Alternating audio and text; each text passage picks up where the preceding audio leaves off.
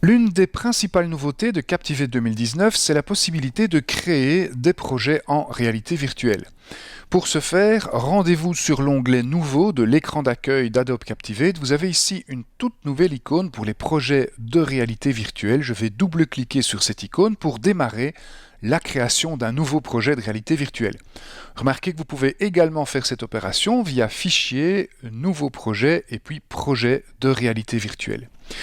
Alors, à l'instar des autres types de projets de Captivate, les projets en réalité virtuelle sont également basés sur des diapositives.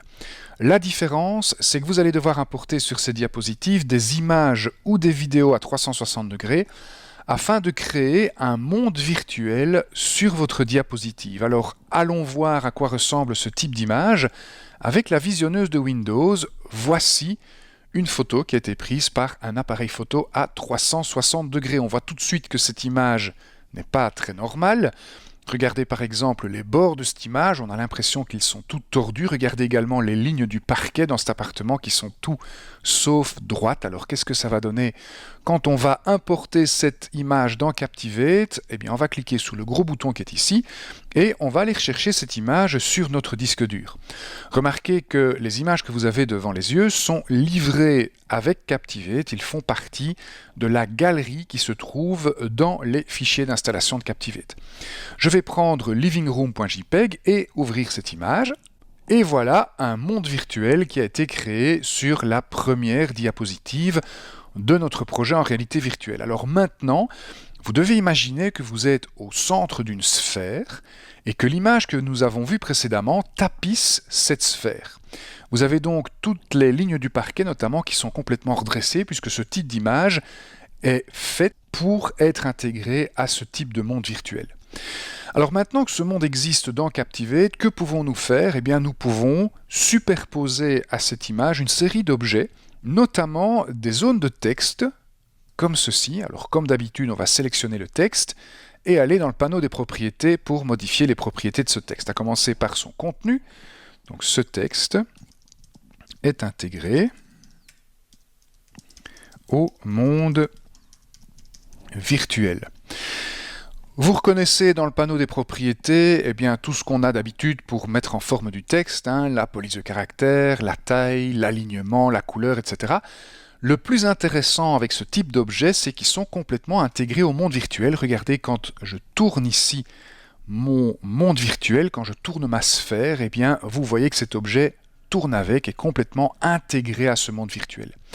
Autre type d'objet que vous pouvez ainsi superposer à vos mondes virtuels dans Captivate, ce sont des zones sensibles. Alors vous allez les retrouver ici dans la barre d'icônes.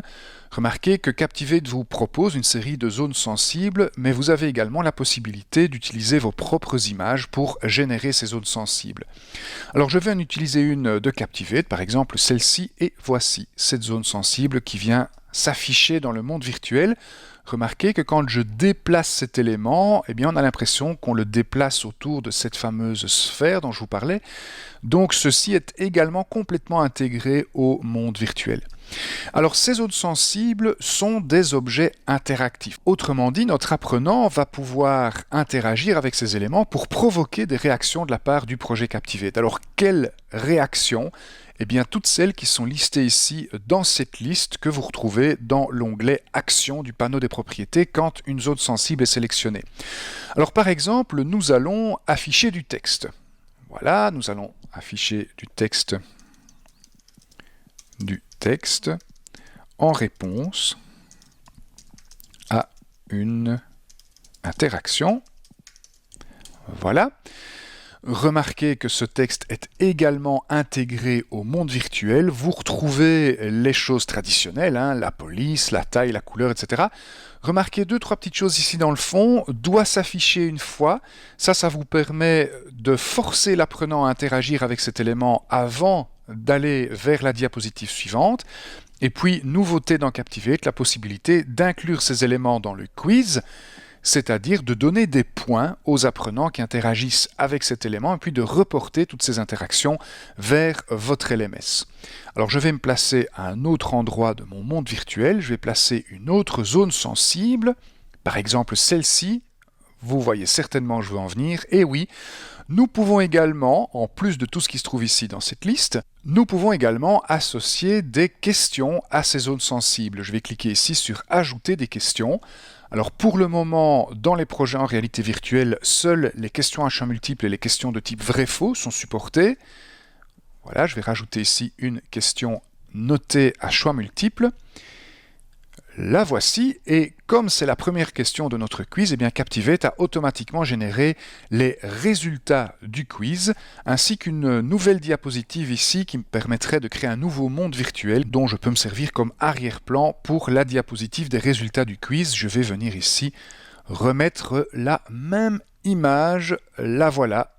Et vous voyez que cette image est maintenant utilisée comme fond d'écran pour les résultats du quiz.